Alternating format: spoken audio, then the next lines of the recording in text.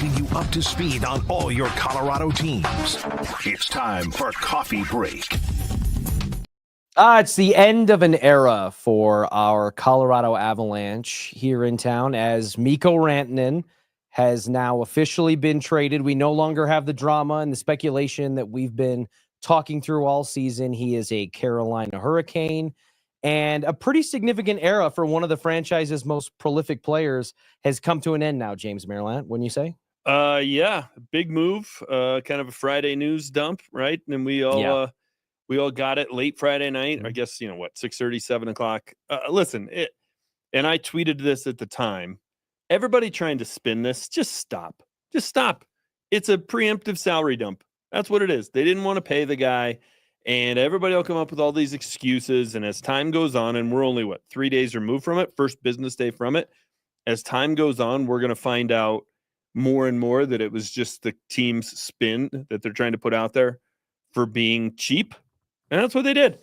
One of the top 10 players in the history of the franchise. Just on the quarter century team, as dubbed by the NHL. We just talked about it last week. He was on the second line, I believe. Yep. They're going to have three guys from on those two lines, right? It's McKinnon, McCarr, and Rantanen.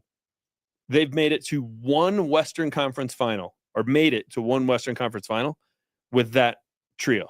I mean, I know they got a cup. They did that. They did. That's the outlier, though. Every other year, they haven't got past the second round. It is a unbelievable underachieving era, and I'm afraid it ends because you don't get better trading away one of the greatest players in franchise history in his prime. You just don't. Well, maybe you don't get better, and I think better comes into a little bit of a realm of subjectivity, because what I would say to your point about it being an underachieving play out of how this core has melded, he was undoubtedly kind of the third member, second or third member of that core, because it depends on now what you consider Landeskog and all that. But he's a 9-year player, all in burgundy and blue. Yep. Became in the last 2 seasons and on pace for this season to be a perennial 100-point-a-year scorer. And so, do you get better from a sense of trading away one of those guys? I think the answer is, if you're talking about, does your top 6 get better? No. But can you get deeper by doing that move and depending on the pieces and the draft picks that you bring in? Because I think what this was, you called it an admission of being cheap. I think it's definitely admission of they were not willing to pay, even if they were able, not willing to pay Mikko Rantanen what he and his camp deemed he was worth, which was somewhere in the $14 million per year annual average, which in a hard cap sport, which hockey is by far the most stringent, is the toughest to navigate, in addition to being the smallest. But he said today that he told the team he would give him a significant discount. He did. And just for the people at home who may not have heard, that came from Peter Baugh of The Athletic, a guy who used to call Colorado home and did a lot of great work here. Peter caught up with Mikko Rantanen after practice as the Hurricanes prepare to take on the Rangers. He said, quote, he being Mikko, "I was willing to take a significant discount from my market value. We had some chats a couple days before, and then they traded me. That's why I didn't expect it." If that doesn't infuriate you as an Avs fan, I don't know what would. I mean, you're just drinking the Kool-Aid that the team puts out on the table and not asking questions. Are you drinking the blue Kool-Aid that is colored for Mikko Rantanen and just not the burgundy Kool-Aid that's colored for the Colorado Avalanche? Because you're just assuming that the team is outright lying and that Mikko and his camp are flat out telling the truth. Well, the team hasn't said it publicly. They just put it out and let the media regurgitate it, and then fans take it and just repeat it. Like I tweeted something upset about it on Friday, and everybody's coming at me with he had to be paid more than McKinnon. Shocker. It's not like that ever happens. He never said he needed to be paid more than McKinnon. And McKinnon today said, or over the weekend said, I don't care if I'm the highest paid guy. So Rantanen's lying, McKinnon's lying, and the team's telling the truth. Balderdash. They're not telling the truth. They didn't want to spend the money, and you can't come out and tell the fans, we didn't want to pay one of the best players in the history of the franchise in his prime. We didn't want to pay him, so we traded him away for draft picks that aren't going to matter. That $14 million number does put him like $2 to $3+ million ahead of players that play his position also. It sets a mark that's similar to Draisaitl, but not as much. And then you look at like Artemi Panarin, who plays that similar position. I mean, you're talking about making Mikko Rantanen the highest paid player at his position by a significant margin in a sport that we've already mentioned has the smallest and strictest salary cap, while you're also paying Nathan McKinnon, Cale Makar, and the rest of a roster that you're admitting by this move is top heavy. And that could be why, that could be Chris McFarland Company's recognition of, hey, this top heavy approach that we've had where we're going to stuff, 4 of the best players in hockey in our top 6 and then have to sacrifice the depth to do that when we don't have secondary scoring or things of that nature. That's not working. It's only merited a cup. But, to use your acknowledge, one Western Conference final appearance. Oh, so we're blaming Mikko for that. I'm not. Mikko hasn't been making that kind of money up to this point. So why didn't McFarland spend the money better? It's not blaming Mikko, but Mikko is the casualty that comes if you want to change your approach, because he's the one in a contract situation right now, correct? Yeah, but he becomes the casualty. Doesn't make it his fault. The fact that he's happens to be next guy up for a contract. Yeah, he'll be one of the highest paid players at his position because he happens to be due. But again, if he said significant discount, all right, 14 million is the number that's thrown out there. I think 10% below that would be a significant discount. That would put you at 12.6. That puts you right at where McKinnon is. Like, it's a balderdash narrative. It just is. I just don't buy it at all. They didn't want to spend the money. But isn't this what we told them to do, James? If you weren't willing to spend the money, you got to trade him. You and I both. You can't have Dikembe Mutombo. No, 2.0. You're right. So they did it. This is the second best option. The best option is write a check and pay him. The second best option was trade him. The third option, and would have been the absolute disaster, was he leaves for nothing. Yeah. So yes, it's better than that, but it still doesn't make it the right move. Let's just, in fairness to playing out both sides of the move, let's just put, because we have a side-by-side comparison of Mikko Rantanen this year compared to the 2 players that they got back in Martin Necas and Jack Drury. Now, Martin Necas is clearly the guy who's going to slide into your top 6 and be the physical replacement of Mikko Rantanen, whereas Jack Drury is more of a third-line kind of depth guy at the center winger position. But if you look at the difference between Martin Necas so far through about, what have they played, 51 games, something like that, 57 points to 64 for Mikko, it's all 16 assists. goals and 41 assists to 39 and 25. So yeah, he's got more goals and all that. And you can say he's stuffing points with assists, but is there not a narrative, just like there was a narrative used negatively against Mikko, to say, hey, well, Mikko Rantanen's a perennial 100-point-a-year scorer because he's playing on a top line with Nathan McKinnon and Jonathan Drouin, who are just the as fluid as skaters together as you can get. And that's opening up a lot of options for somebody playing on the wing alongside those 2 guys.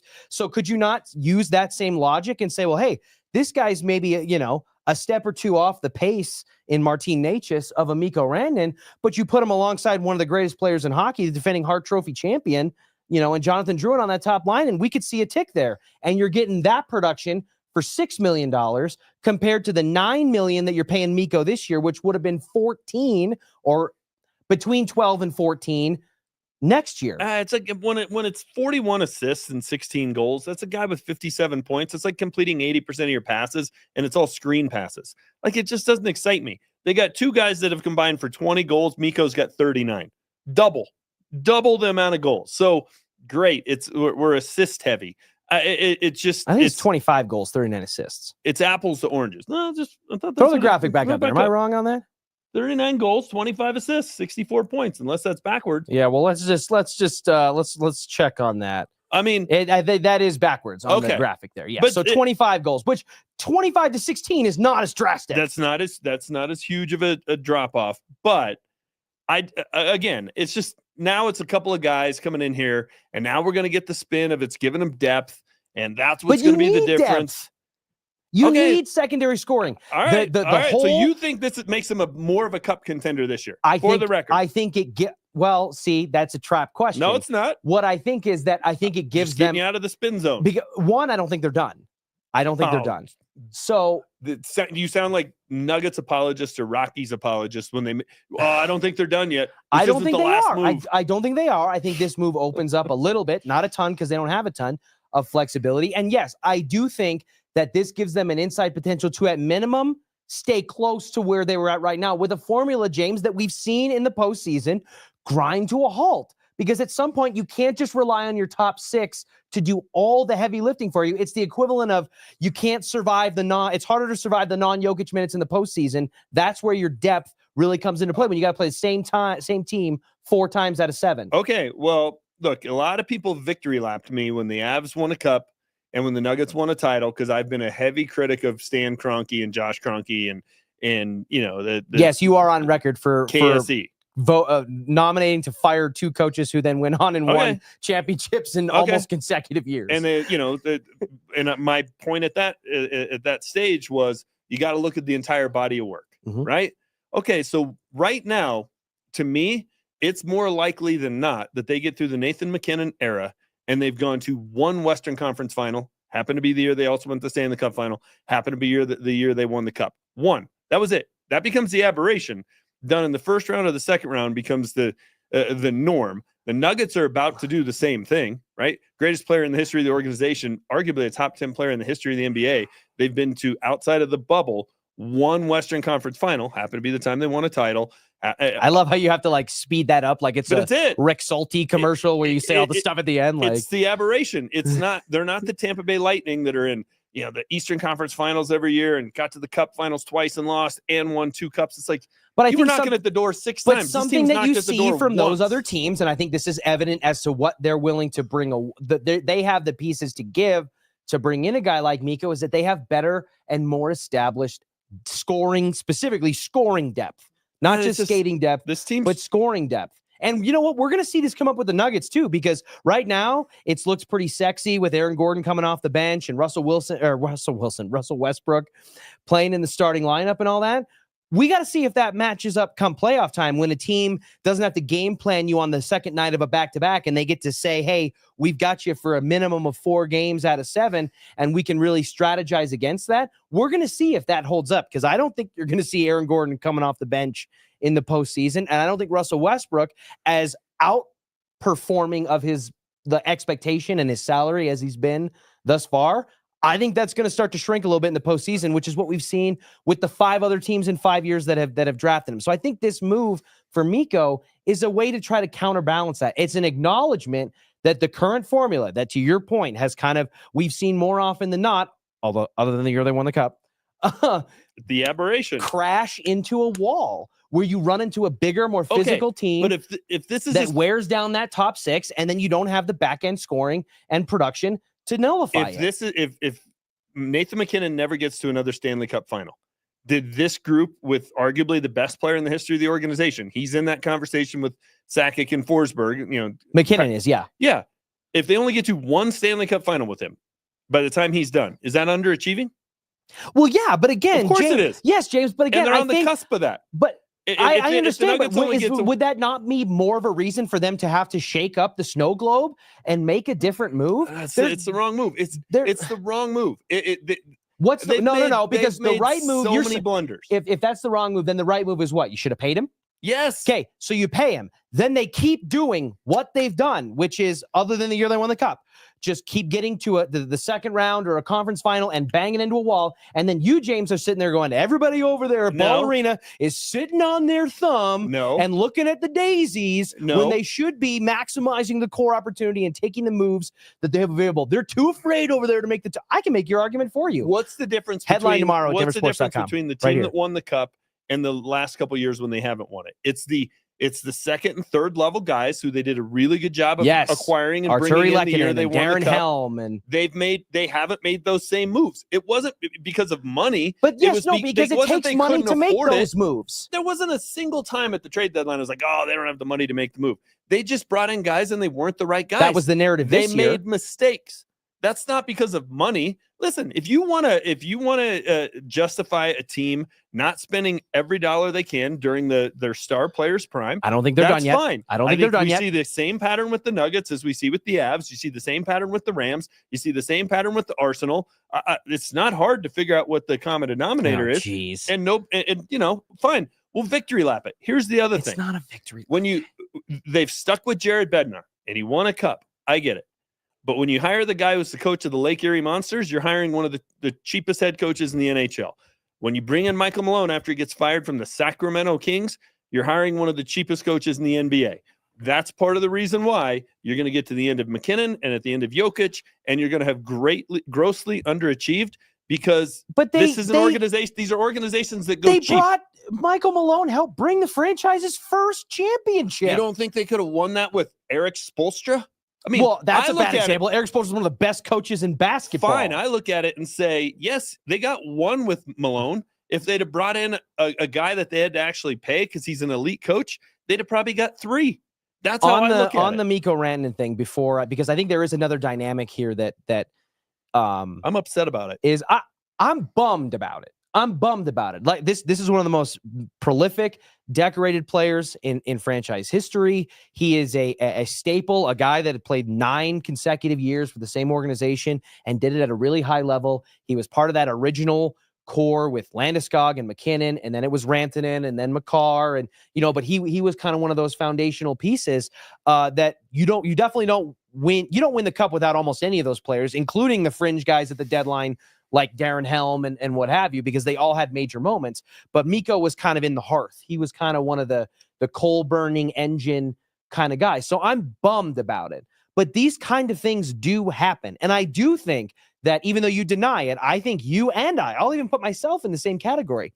If they did nothing other than pay Mikko and pay him the amount that was speculated, because, who knows what a hometown discount, really was, or significant really was. But let's just say he gets paid in the $12 to $14 million range and they have less to work with. And it's kind of really the same philosophy of relying on we got 5 of the best 22 skaters in hockey on our team.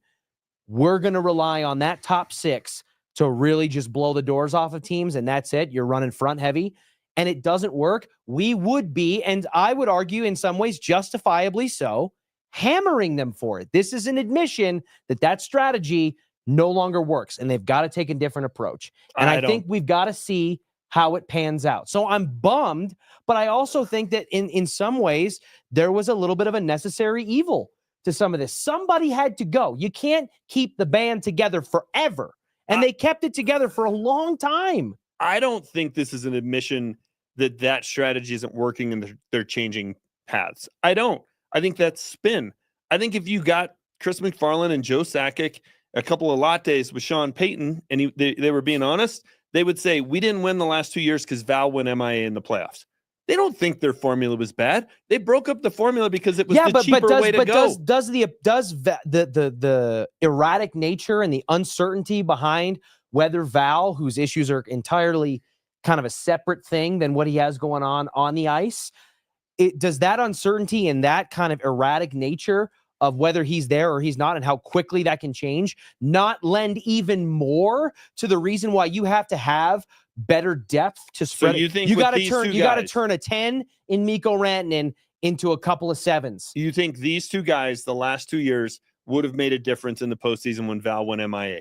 They would have beat Seattle and they would have beat Dallas. I think to a certain degree this yes, I think could have been. It could have made a difference. Yeah.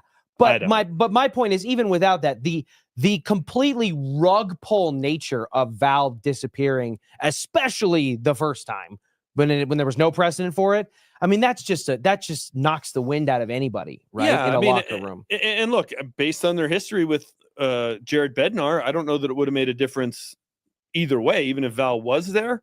I just think it's very convenient to give the front office and give the Cronkies the out of, well, their formula wasn't working, so they had to go a different route. No, this was a preemptive salary dump, period. End of story. Nobody's ever going to convince me otherwise. And I'm upset about it. Everybody who's bought a jersey should be upset about it. Everybody who's bought a ticket should be upset about it. And don't let anybody spin you into believing this makes the Avs better. It doesn't. It doesn't.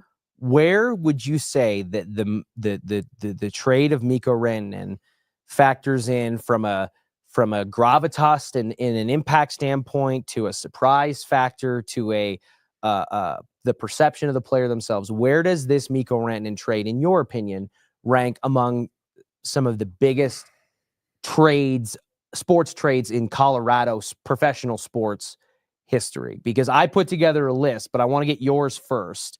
Well, I think there's two different kinds of trades. Mhm. There's the ones of great players coming here, right? Elway, I'm putting them Waugh, together. all that kind of Departures stuff. and arrivals. And then there's departures. And to me, this isn't, obviously it's in that category. And it's right there with Melo. It's right there with Nolan Arenado. Mm-hmm. Broncos haven't traded away a lot of great players in their prime. I mean, Vaughn was getting through the end. He was toward the end. Champ Bailey was just at the Sanders, start with, Clinton Portis and Champ Bailey were a little bit earlier on. That was one where, great player for great player. Win-win. Yeah. But I think in terms of, look, I think it's right there with the Melo. That was a preemptive salary dump, and everybody believed the company spin out of KSE that, it was because Lala wanted to go to New York. No, I mean, there's not a as if Melo didn't want to go to the big market. There's not a single on the record quote about that. But that's just been picked up as the narrative, when in reality, Melo just wasn't sure the team was going to spend the money to continue to be He wasn't contender. interested in being a rebuild. And that was the actual truth, and that's never been repeated because that wasn't on the bullet points passed out to the media that were regurgitated. So I put it right there with Nolan Arenado, which I actually give the Montforts a little bit of a break because that came post-COVID, and that organization, such a huge percentage of their income comes from people coming into the building and having to play games and play. Which is true in the NHL as well, by and the way. pay That's players when you didn't have anybody in the stands. Just that threw the Rockies' financials upside down. So I give them a little bit of a pass on that one. But it's right there with the Melo trade for me of like, man, that's a bummer. That's a bummer. And it took a while for the Nuggets to bounce back from that. And it took lightning striking with the 41st overall pick and getting Nikola Jokic. Otherwise, they'd still be reeling from that dump. Well, I put together my 5 as it sat this morning. And I think biggest is kind of a broad term to use. So there could be some flexibility and subjectivity to this list in terms of biggest as impact, in terms of names involved, hindsight and things that happened, the pieces that went into the trade. But this is how it sat with me this morning when I was getting ready for the show. I mean, John Elway is got to be number one. I mean, that was you traded up and you got the number 1 overall pick because of a forced-out situation, and he becomes the biggest figure in Colorado sports history. I mean, it's tough to beat John Elway in any metric when it relates to Colorado sports, and so I think that's the same here. Patrick Waugh coming over at the early genesis of the Colorado Avalanche. I mean, you got one of the greatest goalies of all time. Yeah, maybe the greatest. And what that led to in terms of multiple championships for Elway. He won 2 as a player, helped orchestrate 1 as an executive. So you're talking about those top 2 being involved in multiple championships. And the number 3 for me was kind of a negative connotation in a sense with the Russell Wilson trade compared to the first 2. But at that time, I mean, first of all, the haul they gave up, which Seattle didn't turn out doing very much with, but you had multiple firsts, multiple seconds, multiple players. And at the time, the national media and local media here, we were like, wow, we just pulled off the fleece of a century. We got a Super Bowl winning franchise quarterback who's still, quote unquote, in his prime and not in a sticky Flacco way, like Elway said about Joe Flacco. I put Mikko 4 there just because we don't know in hindsight how it's going to work out for Carolina. Yeah. But this is in terms of there's a shock value there because I don't think any of us expected that at 6-17 on a Friday, like when it came down. When I'm scrambling in my car to try to put something together and, what have you. And because of the prolific nature, I mean, he's on the quarter century team put together by the NHL. He's one of the most prolific point scorers in team history. And he's a player that played basically almost a decade for the franchise consecutively with those other core members. And then I put it just above, and you had it right near it. So I think maybe we're mirrored in that sense. I gave it a 5A, 5B, kind of a tie situation, with Carmelo Anthony going to the Knicks and Nolan Arenado to St. Louis. The reason I gave Carmelo the leg up over the Nolan trade in that situation was because both players kind of embodied the face of the franchises when they were here. Yeah. The final piece of that Melo trade, if I'm not mistaken, if memory served, turned into the drafting of Jamal Murray, which helped set up a next chapter for the Nuggets in that regard. Whereas the Nolan trade, outside of the $50 million that they'll never get back, Austin Gomber and company didn't amount to anything meaningful for the Rockies. Yeah, I would put Melo and Nolan ahead of Mikko just so because you'd put them like 4A, 4B, and 5. At the time they were traded away, they were the best player in the history of the franchise. Now, Jokic has far surpassed Melo since then, but at the time, it was Alex English or Carmelo Anthony. I'll make the argument for Melo, but he was 1 or 2. Nolan Arenado, to me, is the best player in Rockies history still to this day. And trading them away, like that puts them in a different class. Nolan definitely is still the top for me. So Mikko, one of the 5 to 10 best players in the history of the Avs. It's still a big trade. I have a feeling this one turns out to be the Russell Wilson one's interesting because we look at it from the Bronco perspective, right? I'm like, oh gosh, what a terrible deal. And you mentioned it, like Seattle didn't. I mean, right? It's not like they've been. That's on them. Their front office was dead. It did not amount to a ton. It was one of those situations where Russ didn't know how good he had it in Seattle, and the Seahawks didn't know how good they had it with Russ. It was a good fit. And I have a feeling this one's going to turn out for the Avs like that did for the Seahawks, where, you got some players. Because I think Geno made the playoffs in Russ's first year here in Denver with Seattle. They kind of snuck in on the back end there because I don't believe they won the division. No, and but they missed the playoffs this year. And they're just like kind of mediocre. They're like, 8 and 9, 9 and 8 every year. And it's just one of those where it's like, you got back 3 players, but Drew Lock's gone and Shelby Harris didn't do anything. And Noah Fant's just an okay player. And you got some draft picks. We'll see what they turn into. I just think it's going to be similar. I think it's going to be that exact same kind of deal where we're going to get a couple guys back. Them like, I was definitely looking at it. I was definitely looking at it from the perspective of what the Broncos gave up and how all in the center they pushed that chip for what they got in return. Both teams would have been better off. Broncos and the Seahawks have never made that trade. Yeah. Yep. It's the opposite of the Champ Bailey Clinton Portis where both teams won. Both teams kind of lost. It was, instead of a win-win, it was a lose-lose. And look, I hope this turns out. I hope you're right. I hope this gives them depth that now all of a sudden in the playoffs, they just can come at you in wave after wave after wave after wave. I think part of that was having a great first wave. And, you can go get role guys for cheaper. I don't think money was ever one of the reasons they couldn't get role guys. They just didn't pick the right role guys.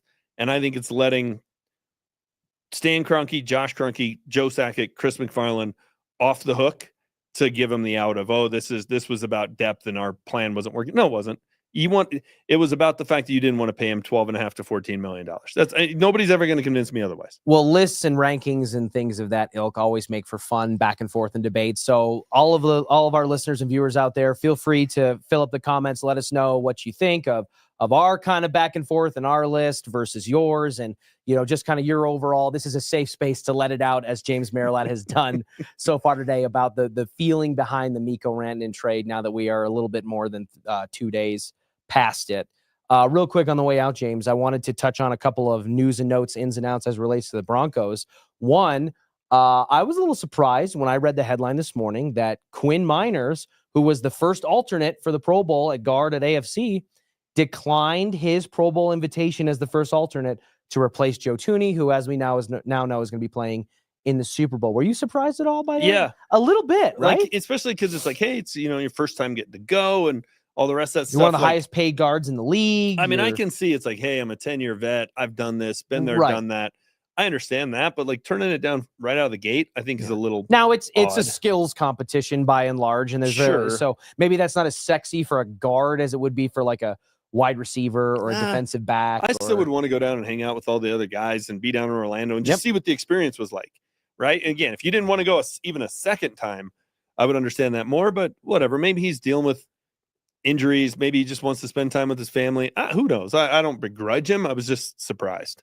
And then in terms of departures and retentions, we've kind of collected a handful of news and notes as it relates to the Broncos staff recently as yesterday. With as far as departures go, we know that Darren Muji, George Payton's right-hand man, is now going to be in the Big Apple trying to fix the mess that is the New York Jets. And he was somebody that, like, from the jump, we knew that guy's name. I think that's rare sometimes for like an assistant GM or an assistant coach or whatever it was. But like, we knew about Darren Muji. There was articles written about him. We had Cliffs doing profiles on him and kind of behind the scenes. And he was heavily featured. Anytime we got behind the scenes looks at the Broncos war room or some of their negotiations and things like that, he really was the right-hand man that was right there. So I think it'll remain to be seen how much of a dent that puts in the Broncos front office process and their structure. You can only, when you got good people like that, especially, in understudy roles, it's only so long before they get a leading offer. And so I think a little bit remains to be seen, but that was definitely not like a who the hell's that guy kind of thing. Like it was for me when I learned that Declan Doyle is now going to be the offensive coordinator underneath Ben Johnson, charged with, revitalizing or lighting a fire underneath Caleb Williams.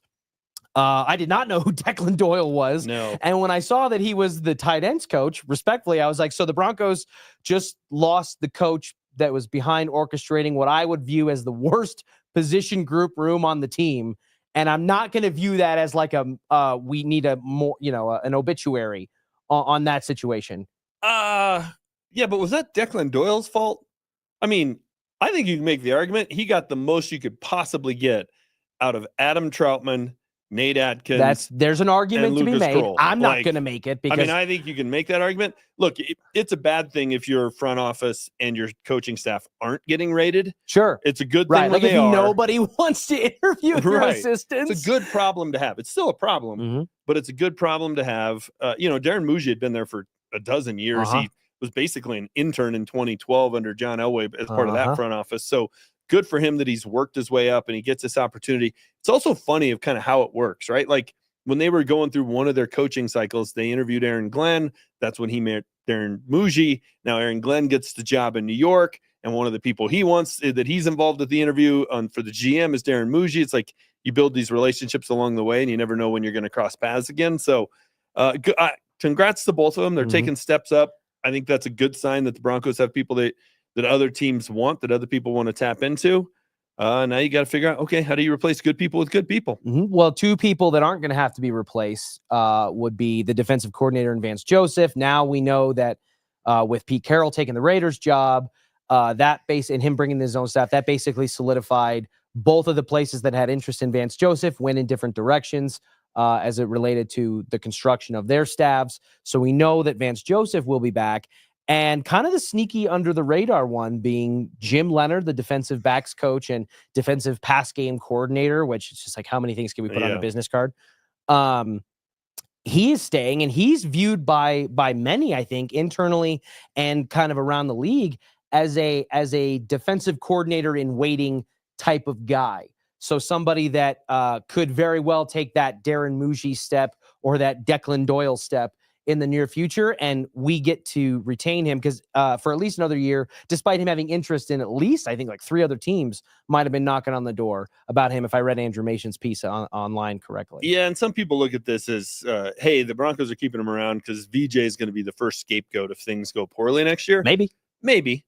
I mean, right? Sean Payton will have to find somebody to point the finger of blame at. Jeez. But I also think there's part of this. There's the opposite side of the coin, and I think this is more realistic. Yeah, but you had to lead with the first part. I think the Broncos look at it and say there's a pretty good chance VJ leaves at the end of next year to go be a head coach, because he's been very vocal about the fact that he wants another chance. Yes. I frankly think, regardless of his performance thus far, although I think that definitely strengthens the argument, he never got a fair shake in any respect his first time around, and I think that he has shown growth and understanding and has a much better footing now than he did before. And I, for one, genuinely want him to have another chance.